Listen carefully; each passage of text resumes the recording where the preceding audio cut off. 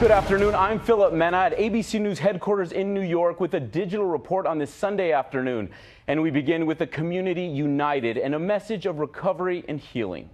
We welcome you to abide.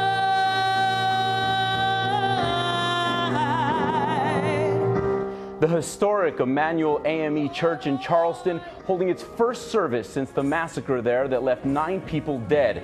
The turnout so huge that many who lined up couldn't get in. Reverend Clementa Pinckney killed in the shooting spree. His chair today is draped in black cloth. And we're learning more about the 21-year-old suspect, Dylan Roof, who reportedly tried to kill himself during the shooting attack on the Bible study group, but ran out of bullets. ABC's Steve Osunsami in Charleston with more on the investigation. Haunting words and pictures from what authorities think might be a manifesto posted online from the 21-year-old accused of murdering a Bible study group at this historic black church, pointing a gun at the camera, posing with a gun in one hand and the stars and bars in the other. Yes, sir. Dylan Roof is being held on $1 million bond this morning, and police say he's confessing. The rant online was filled with hate for people who are black, Hispanic, and Jewish, saying that I chose Charleston because it is the most historic city in my state, and at one time had the highest ratio of blacks to whites in the country. We have no skinheads, no real KKK. Well, someone has to have the bravery to take it to the real world, and I guess that has to be me.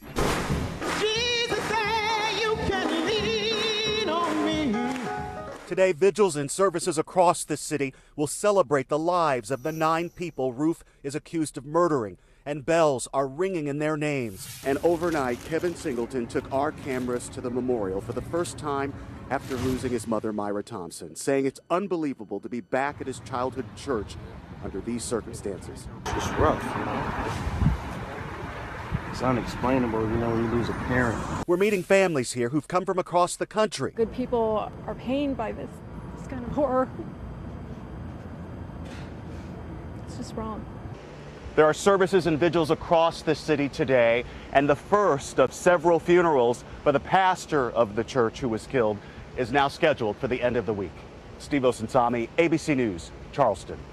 Steve Osunsami, thank you. The suspect wanted for the shooting death of a New Orleans police officer has been captured.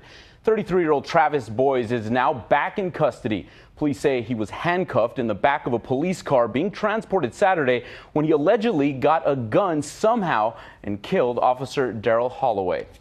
Now, a bizarre case in Utah where police are investigating this video of what appears to be a preteen boy behind the wheel of a big rig semi-truck. The video, which was posted on Facebook, shows the child driving on a busy country highway as cars zoom by him.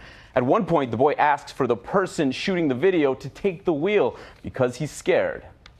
And finally, summer is officially here. Thousands gathered at Stonehenge in England today to welcome the summer solstice. It's the longest day of the year in the northern hemisphere in terms of daylight. It was a bit cloudy at the historic site, but there was just enough sun to brighten up the celebration of summer. ABC News is monitoring these developments around the clock. To get updates on these top stories, star them on the ABC News phone apps. Cecilia Vega will have a complete wrap-up later on World News. For now, I'm Philip Mena in New York. Happy Father's Day.